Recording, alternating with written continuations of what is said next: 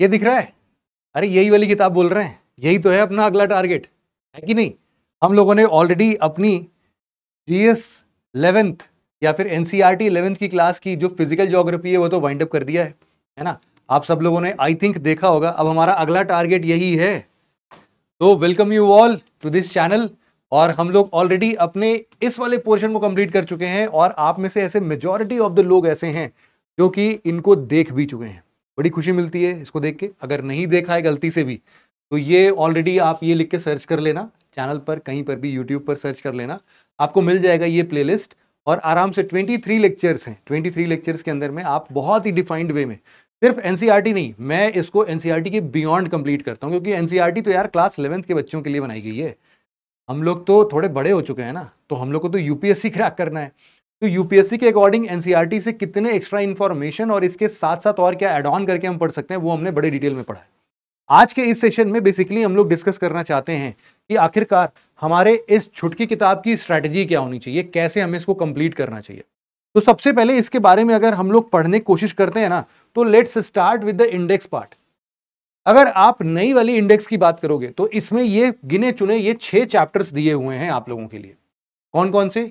India का perfect location track करना है भाई आपको, फिर इसके स्ट्रक्चर और फिजियोग्राफी की बात करनी है, इसके रिवर सिस्टम बोले तो ड्रेनेज सिस्टम की बात करनी है, इनके क्लाइमेटिक कंडीशंस की बात करनी है, इनके नेचुरल वेजिटेशन की बात करनी है। अगर पुराने एनसीईआरटी में आओगे ना तो यहीं पर एक और चैप्टर है जिसको हम लोग बोलते हैं सॉइल्स। बड़ा इंपॉर्टेंट सा है, पता नहीं क्यों एनसीईआरटी ने उसको हटा दिया, बट हम लोग इसको भी कवर करेंगे। और अब हमारा ये 7वां चैप्टर बन जाता है natural and hazards and disaster, natural hazards and disasters. तो इंडियन पर्सपेक्टिव से ये पूरी की पूरी किताब लिखी गई है। हम लोग इसमें सबसे पहले वाले क्लास में तो बड़ा ही बेसिक सा कंप्लीट करेंगे, 2-4 पेज का वो है ही आपका चैप्टर। बट हाँ, बाकी के जो चैप्टर्स है ना, they are bit lengthy.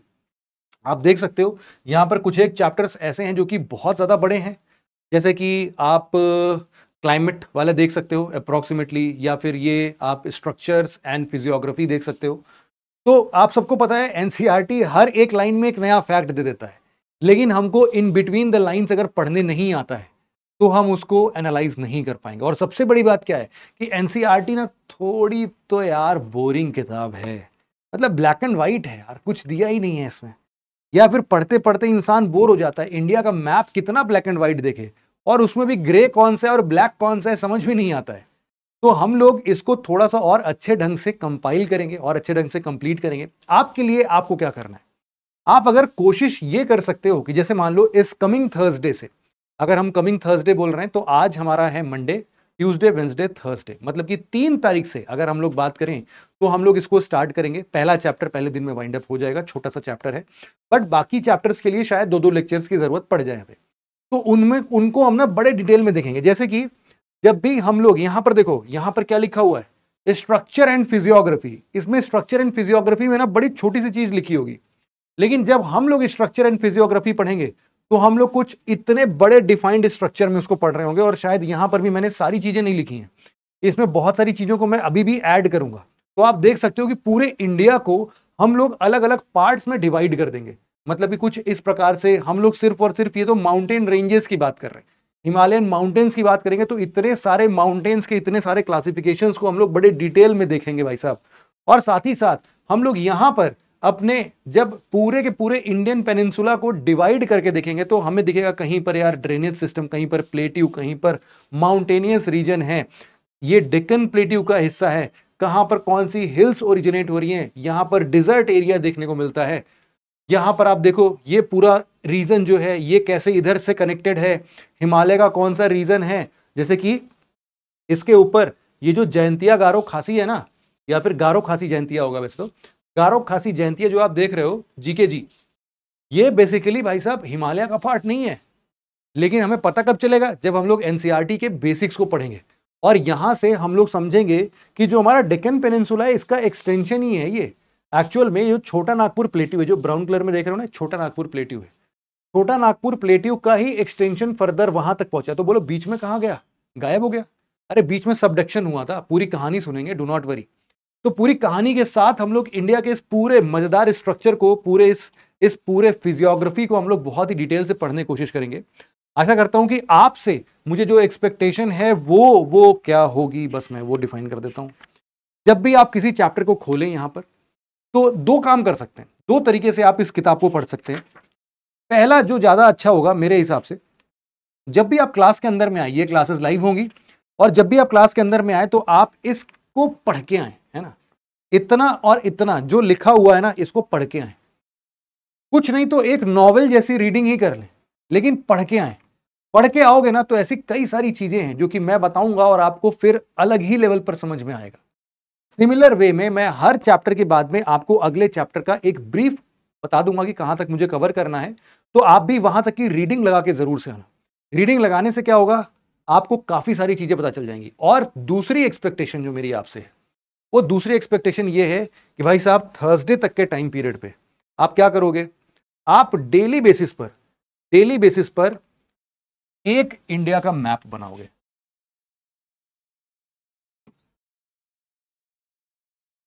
Draw करना है आपको, है ना, इंडिया का मैप ड्रॉ करना है। देखो मुझे पता है कि अब मैंने आपको इतनी बार वर्ल्ड मैप बनवा दिया है कि अब आपने वर्ल्ड मैप बनाने में महारत हासिल कर ली है, लेकिन अभी भी इंडिया का कंप्लीट मैप अच्छे से नहीं बनाते होगे। तो इसीलिए कोशिश करना कि आप इंडिया का मैप बहुत ही बढ़िया तरीके से डिफाइन करोगे, क्लियरली डिफाइन करोगे, क्योंकि वहां का लोकेशन कुछ भी इधर उधर ऊपर नीचे होगा तो दिक्कत आएगी यार, है ना। तो इंडिया का मैप अपने आप में थोड़ा कॉम्प्लेक्स है, इंडिया इतना ईजी टू ड्रॉ नहीं है। मैं आपको समझा देता हूं। वैसे तो देखो, अगर कुछ आड़ा तिरछा भी बनता है ना तो भी ठीक है, कुछ इस प्रकार से बनाना कोशिश करना। यहां पर सबसे पहले एक चिड़िया तो उड़ती है, लेकिन उसका एक पंख जो है थोड़ा सा बड़ा हो जाता है, ये अपना इस तरीके से आता है, और इधर का ऐसे आता है। इतना बना लोगे अगर, तो इतना बनाने के बाद जैसे किसी के सिर के नीचे गर्दन बनती है ना, वैसे ही गर्दन बना देना। और फिर इस गर्दन के बाद में इधर वाले हिस्से पर आगे बढ़ना, हिमाचल प्रदेश और यहां पर उत्तराखंड के हिस्से पर जैसे ही बढ़ोगे, यहीं पर अपनी काली रिवर आएगी, वैसे अभी आगे पढ़ेंगे हम लोग, और यहां से आपका नेपाल का एक हिस्सा कट कर देना। याद रखना कि ये सिंटेक्सियल बेंड पर चलेगा, ये ऐसे जैसे कटोरा होता है ना, वैसे कटोरे के तरीके से चलेगा ये हमेशा। तो इस तरीके से यहां पर आए आप, और यहां पर आपका छोटा सा भूटान भी निकल गया, और यहां पर आपके सारे के सारे नॉर्थ ईस्टर्न स्टेट्स निकल जाएंगे, है ना। और यहां पर आपका बांग्लादेश। इतनी बात अगर आप लोगों ने कंप्लीट कर ली, तो इसके बेसिस पर, वैसे तो ये मैंने थोड़ा सा इसको ब्रॉडर एस्पेक्ट में बना दिया है, थोड़ा सा और कम होना चाहिए था। ये वापस से मैप आप लोग देखना, ये भूटान के बाद में यहीं से इसको नीचे कर देते हैं, यहाँ से इसके दो हिस्से, और यहाँ पर ये तीन हिस्सा। और जो बांग्लादेश है ना, अगर आप उसको देखोगे तो मोटा मोटा आपके इंडिया जैसा ही दिखता है, थोड़ा थोड़ा सा, ज्यादा नहीं। इतना बना के अगर छोड़ दिया, उसके बाद इधर आ जाना, इधर आना और देखना कि अप्रोक्सीमेटली इस वाले हाइट पर ही इसको यहां तक खींच के लेके आना है। यहां तक खींच के लेके आ गए। अब यहीं पर एक ये हिस्सा राजस्थान का उठा है, और इसके बाद जो हिस्सा है अब वो इस डायरेक्शन में नहीं, सीधे नीचे जाता है, यहां से सीधे नीचे लेते आना। ठीक, सीधे नीचे लाते टाइम पर यहां पर आपका गुजरात वाला हिस्सा बनेगा, गल्फ ऑफ खंबात, और यहां पर आप इसको ऐसे बना सकते हो। यहां पर अब आप नीचे जाओगे, नीचे कहां तक जाना है ना, थोड़ा सा इसको यार इमेज को मैं ऊपर कर लेता हूं अपने।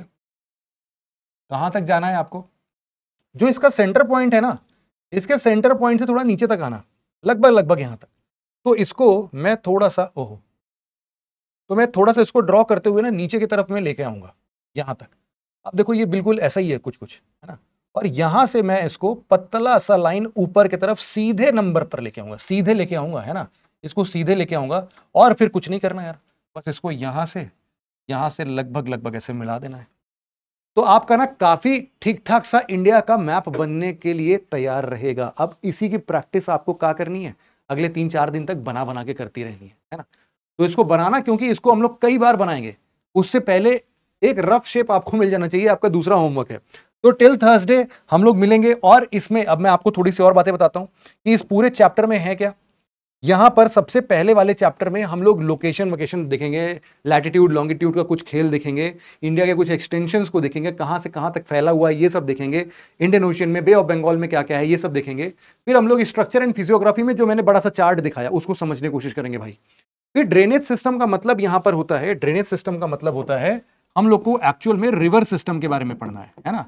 तो जो रिवर सिस्टम है वो इंडिया का 2 पार्ट्स में डिवाइडेड है। एक ऊपर वाला नदर हिस्सा गंगा ब्रह्मपुत्र और यमुना वाला रीजन, और नीचे एक डेक्कन वाले रीजन में जब आप देखते हो गोदावरी, कावेरी, ये सारी नदियां देखते हो ना, तो इनको हम लोग 2 सिस्टम्स में डिवाइड करके पढ़ लेंगे।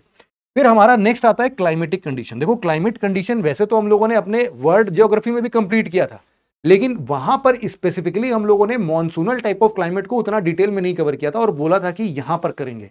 तो ये वही वाला चैप्टर है जहां पर हम लोग मॉनसूनल क्लाइमेट को बहुत डिटेल में पढ़ते हैं, और भी कुछ छोटे छोटे हिस्से में जहां पर हम लोग को एवरग्रीन टाइप ऑफ फॉरेस्ट मिलते हैं तमिलनाडु के हिस्से में, उन सबको थोड़ा सा और डिटेल में देखेंगे।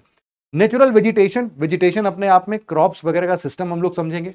सॉइल्स के कितने टाइप है, कहां पर मिलते हैं, कौन कौन से टाइप, कहां पे ब्लैक सॉइल मिलती है, कहां पर आपकी रेगुर सॉइल मिलती है, रेगुर यानी ब्लैक सॉइल ही हो गई। इसके बाद कहां पर आपका एल्यूवियल सॉइल मिलता है। तो ये सारी हिस्से कहां पर कैसे ओरिजिनेट हुए, कैसे बने हैं, उन सब के बारे में हम लोग बात करेंगे। जैसे कि लेटराइटिक सॉइल हम लोग बात करते हैं। लेटराइटिक सॉइल का टॉप लेयर जब इरोड हो जाता है, वहां पर आयरन, एल्यूमिनियम, ये सब इकट्ठे, आयरन के साथ साथ आपको कोल भी बहुत ज्यादा करके मिलेगा। तो इन सबके पीछे ना एक रीजन है एक्चुअल में, वो रीजन को हम लोग समझने की कोशिश करेंगे, और फाइनली कुछ डिजास्टर्स और नेचुरल हैजार्ड्स को देखेंगे, और हमारा ये किताब भी खत्म हो जाएगा। तो आशा करता हूं कि इसके पूरे किताब के लगभग आपके, मेरे हिसाब से यार 12 से 13 सेशंस बनेंगे, है ना। In 12 to 13 sessions we will wind up this. तो आप अनुमान लगा सकते हो कि अगले 1.5 महीने का ये है अपना किताब, लेकिन 1.5 महीने में यार अपने को तो हफ्ते में 2 ही दिन पढ़ना है ना। तो बाकी चैप्टर्स अपना कंप्लीट करते रहो, कोई दिक्कत नहीं है मुझे, बस हफ्ते में 2 दिन इसको जरूर से दे देना। कौन कौन सा दिन? मैं आऊंगा आपके साथ मंडे और थर्सडे। कितने बजे? 12 बजे दोपहर में, इसी सेम चैनल पर। तो आप लोग इंतजार करना और मैं भी इंतजार करूंगा आप लोग का। मिलते हैं इसी थर्सडे को 12 बजे दोपहर में एक नए चैप्टर, एक नए किताब के साथ, और इसको फटाफट से वाइंड अप करते हैं। बड़ा ही इंपॉर्टेंट सा सेक्शन है ये।